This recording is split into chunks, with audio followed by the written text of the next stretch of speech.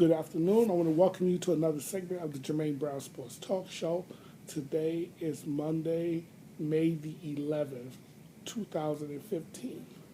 Today's topic is going to focus on the NFL draft that took place about 2 weeks ago. Or really a week and a half ago, really. Let's just say. And specifically, the first 6 picks that I made, I basically said Jameis Winston would go number 1. I thought it'd be Leonard Williams going number 2, or Tennessee would trade out of that pick. And then somebody else would pick Marcus Mariota at number 2. Okay, and some other picks that I made. And I was basically wrong on about 3. Out of the 6 picks that I made, I was wrong on around about 3 of them. So I was like 50% on my selection as to who I thought would go where. I did not think, I knew Winston was going number 1. That was a given. I mean, the signs told me that. As far as Mariota, I thought he could either, I thought he would go number 2, but I didn't think it would be to Tennessee. And I thought if Tennessee could not swing a trade, then Mariota would then fall. But it didn't work out that way. It turned out that Tennessee actually took Mariota. And before I get to Winston, let me talk about Mariota for a second. And I don't want to be beating a dead horse because everybody already knows, if you watch previous segments of my shows, how I feel about Mariota, Winston, this whole quarterback debate. I think that Mariota will not make it in the NFL, not because of his skill set, but I think his demeanor is too, it can be off-putting to players, and if you go by, and I don't like doing this, but if you go by the reactions of some of his teammates the day he got drafted, they didn't seem too thrilled that he was being drafted on their team. So, but he's got some repairing to do. But here's the thing with Mariota, folks. Now, you could debate. See, I thought Tennessee made the right decision. I didn't think they had the guts to do it, but they made the right decision. What do I mean? No, wait a minute, Jermaine. You're saying you don't think Mariota's going to make it as an NFL quarterback, but yet Tennessee made the right decision. Isn't that being contradictory or hypocritical? No, and here's why. Because I believe that he's not going to make it in the NFL, I could be wrong. Okay? Now, in the past, I have been pretty good at judging who's going to make it from that position and who's not, who's got a shot to make it and who doesn't. I've been pretty good at it, but I mean, listen, I'm not infallible. I can make mistakes. Not only that, it really doesn't matter what Jermaine wants or what Jermaine thinks. It only matters what Tennessee wants or what Tennessee thinks. Now, there's some rumors out there that Wisenhunt, he doesn't fit Wisenhunt's system or scheme or thing. But let me talk about that. You know what Wisenhunt's system and scheme got him last year? 2-14. When you finish the season 2-14, folks, you don't have leverage. As a coach, you don't have leverage. Because how do you explain to the owner why your system, you should stay with your system when it produced a 2-14 record? So Mariota was, after Winston got drafted, Mariota was the best quarterback out there. You didn't have a quarterback. You couldn't depend on Zach Meckenberg. Zach Meckenberg was part of the reason you was 2-14. Okay, and I understand some of his teammates might have liked Zach Meckenberg, but they didn't like him enough where if they had played harder for him, or they would have done more for him, then they would not be in a position where they can draft Mariota. So I don't really care about the feelings of some players on the team, whether they liked the Mariota pick or not. So to me, whether it was Wisenhunt's call or not, they made the right move. Let's say Wisenhunt was against drafting Mariota. Well, then I say to Wisenhunt, what was your alternative? Because in this league, folks, without a quarterback, you cannot win. And at least Mariota has the skill set to succeed in this league. So if you got to adjust your offense to fit what he does, you got to do what you got to do. Maybe he doesn't fit what it is you want to do, but what it was you was wanting to do wasn't working anyway. So when the system that you implement isn't working, you really don't have much say. So I thought Tennessee made the right move in drafting Mariota. I didn't think they would do it because for all I was hearing, Tennessee didn't want Mariota. So that to me is already a bad sign that here you're drafting a guy you don't really want. So it remains to be seen how this is going to work there with Mariota in Tennessee. Now, I will say this to Mariota. If Mariota is smart, you saw, because I'm certain you heard the reactions that some of your teammates made when, or your future teammates, let me put it that way, your future teammates made when the pick was announced that you was going to Tennessee. You got some fence mending to do. What I would do if I was Mariota, I'm not saying get out of character and go and beat Jameis Winston and go and meet the rookies and the veterans when you first get off the bus, because that's not you. But what you need to do is you need to let them know you're in charge. Or how could I put this? You need to let them know you know what you're doing, that you can succeed at this level, that you can take the proverbial bull by the horn. Because if you don't, then they're not going to respect you. If they're not going to respect you, you ultimately won't keep your job regardless who the head coach is. Okay? Because guys in the locker room knows if the head coach didn't want you. They know. Word filters, folks. People talk. So if the head coach and the GM didn't want you, let's say the owner picked you, you already playing behind the proverbial 8 ball. Because remember Vince Young, folks, in 06, okay?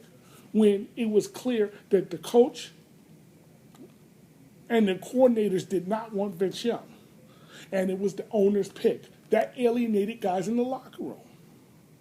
Just like RG3. RG3 is alienated in the locker room because why? He's considered Daniel Snyder's boy. Okay?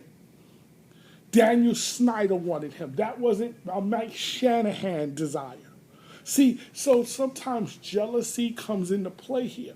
So you have to let them know that you're ready to lead. You're ready to take that bull by the horn. Because if you don't, you're not going to last long there. Because the guys already, I can tell by their reaction, don't really believe you're the right guy for them. They'll give me this, well, they liked Zach Meckenberg. Okay? They might have liked Zach Meckenberg, but it wasn't like they played that hard for the guy. What they're really saying is they like Zach Meckenberg better than you. That's what they're really saying. So you need to come in and you got to hit the ground running. Okay? You got to work your tail off, but you got to make it look, or you have to show that you have competency playing that position at the professional level.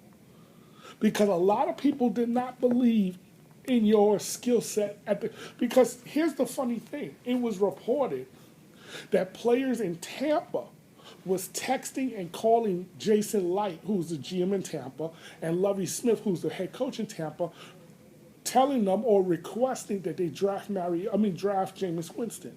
In other words, there weren't many players who was vouching for Mariota. That's not a good sign because at the NFL, it's about respect. And you need the respect of your peers. Now, but he had the respect of his peers in college. College is a different ballgame, folks. In college, it's the most talented guy plays. The most talented guy plays in college. It doesn't work that way in the pros. In the pros, it's the most productive guy. Now, you better have some talent too, but the guy who's most productive is the guy who's going to play. You can best believe that. Okay? And what you did in college, whether you're Winston, Mariota, really doesn't matter. What you did in college is not going to impress the guys at the pros because a lot of them did what you did in college. Remember, they were former All-Americans. They're former Heisman Trophy winners. They're former national champions. So they're not going to be that impressed by what you did at the college level. Now, there's another misconception that I'm hearing, and it's in regards to the spread quarterbacks. And again, this misconception is really insidious. It's really deceptive. It's nasty. And that perception is, well, you can develop him at the pro level to play the pro game. No, no, no, no, no, no. Folks, what profession, and I want you to think about this and you tell me, what profession do you go from college to the pros, or to college to the professional workplace to learn how to learn your skill craft? That's what college is supposed to be for. College is supposed to train you for the pros or for the professional field. You're not supposed to wait until you get into the professional field to learn how to do the job. You're supposed to have some semblance of how to do the job before you get to the professional field. Now, unless you're getting the hookup, basically they want you to have some form of experience. This is why a lot of professional jobs require that you go to college. Okay? Because why? You have to have some form of knowledge. They don't want you to wait till you get to them to gain the knowledge. You got to have the knowledge. So, and what am I trying to say? You're not supposed to learn how to be a quarterback once you get to the pros. What you're supposed to be doing is honing your craft at the pro level. But you're supposed to have already a standard baseline knowledge of how to play the position at the college level. So when I hear this, well, you got to develop him at the pro, stop. I don't like that word develop. You're supposed to be developing guys in college. Okay? You're supposed to be developing guys in college, not at the pro level. You honing your craft at the pro level. But you should be developing yourself in college. Now, some people are going to ask, well, Jermaine, why is it you stuck on Winston, Jameis Winston? What is it about Winston that you keep harping about? Let me explain to you why I'm really pulling for Jameis Winston. And maybe this is my own selfishness. Maybe it's my own, I want to see what I want to see. It could be. But here's why I'm really pulling for Winston. More so than, and anybody who knows me knows that I was a huge Michael Vick fan, okay? And also, I liked RG3, I liked Vince Young, but really loved me some Mike Vick, okay? But why am I really even a bigger Winston fan than Mike Vick fan? Here's why. Because Winston is the first African-American quarterback, folks. I want you to remember this. Where the media says, and I'm not talking about, because see, when guys like, oh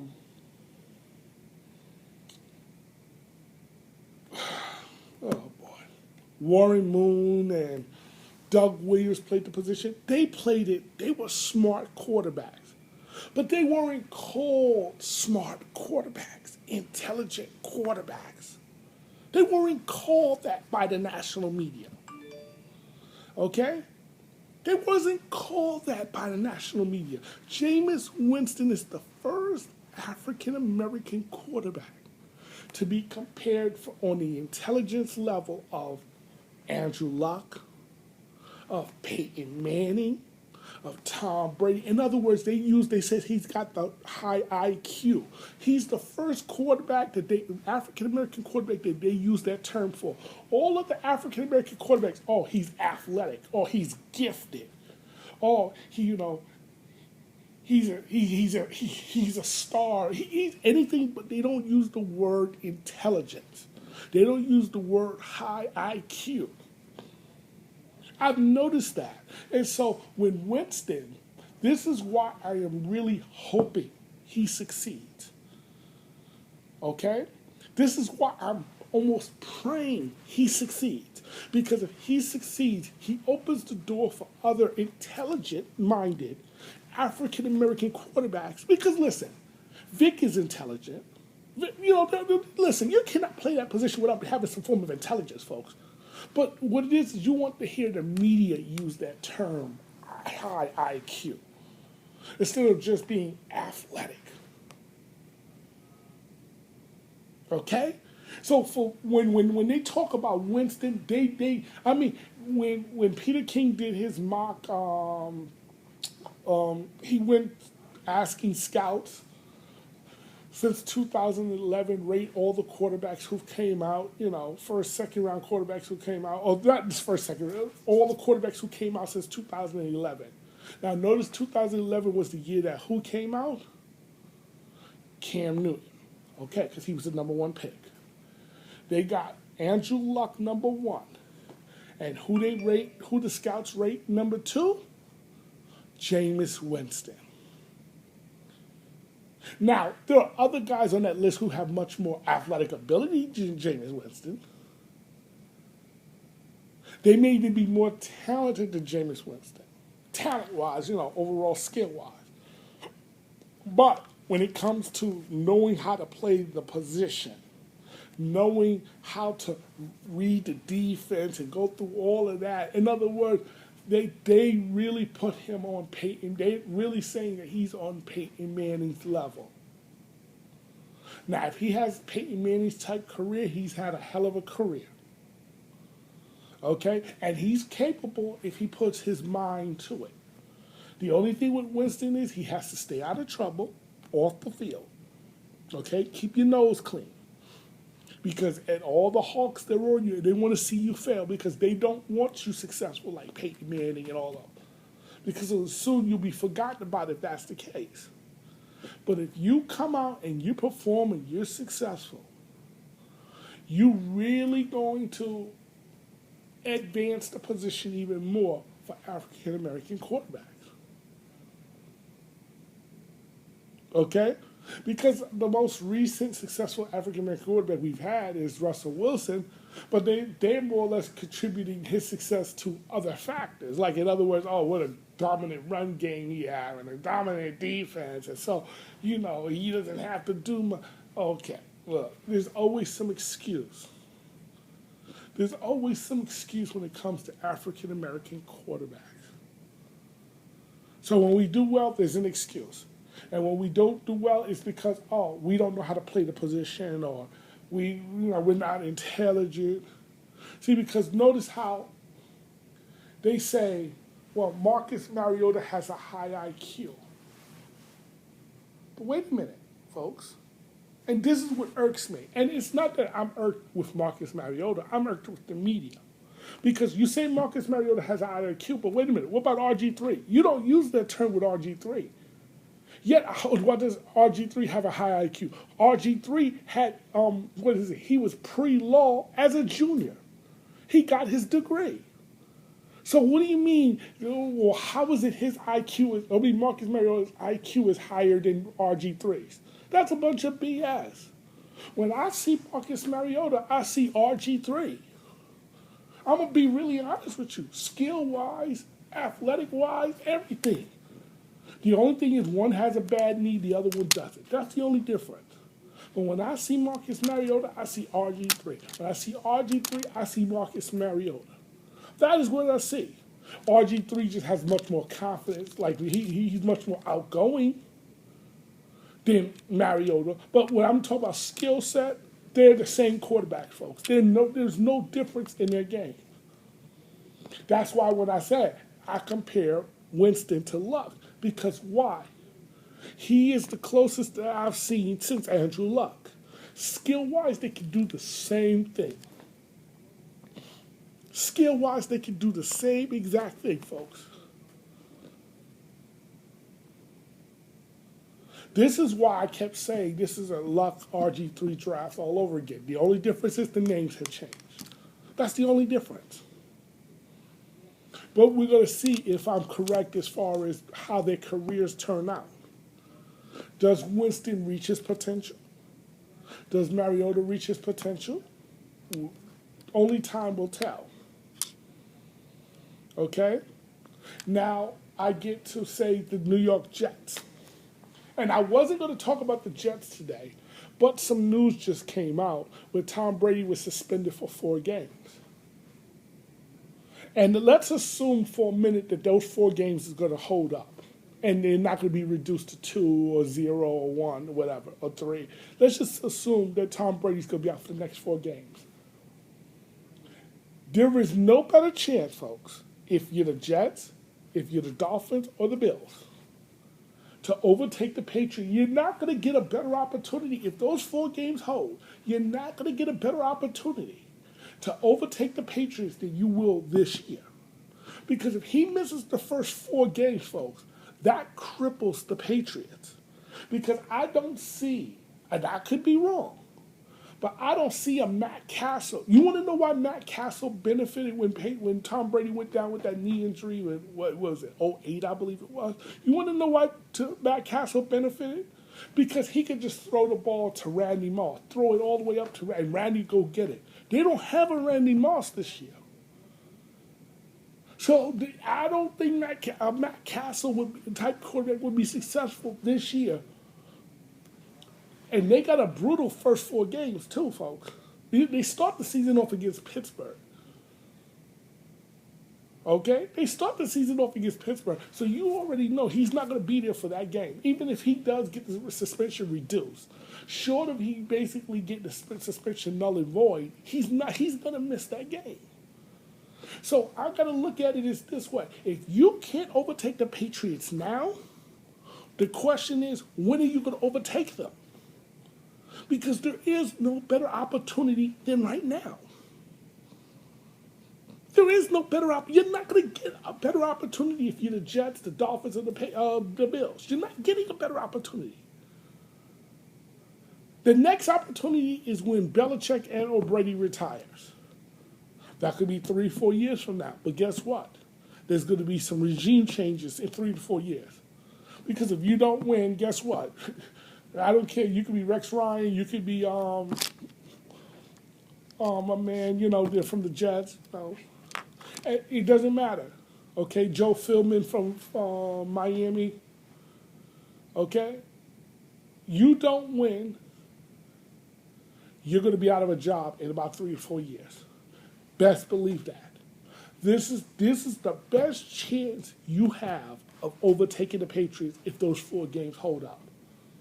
Even if it gets reduced by 3, the suspension goes from 4 to 3, so which means he misses 3. It's still, you're not going to get a better opportunity. Let's say it gets reduced to 2. Okay, well, the opportunity is not quite as good, but there's still an opportunity. So the whole point is, this is a year, you better take advantage of the opportunity. You got a gift from the league when they basically came down with that suspension. Assuming it holds up, you got a gift. Take advantage of it. Now, as far as the Jets is concerned, I understand about Ryan Fitzpatrick. Ryan Fitzpatrick, folks, is a backup. Do not start him. I will not be very happy if the Jets start him, because we know what he is. I say we start the season with Geno Smith. If Geno shows that he is inconsistent or incapable or whatever it may be, then let's take a look at Bryce Petty. Because we drafted him like in the, 4th round or something like that. Let's take a look at Bryce Petty. Okay? But you have to get an answer at that position. You got to find an answer at that position. Because you can talk about building a defense, you can talk about doing this, you can talk about doing that. But unless you find an answer at that position, folks, you're still not going to win. You're still not going to win. I want to thank you for watching another segment of the Jermaine Brown Sports Talk Show. Have a nice day.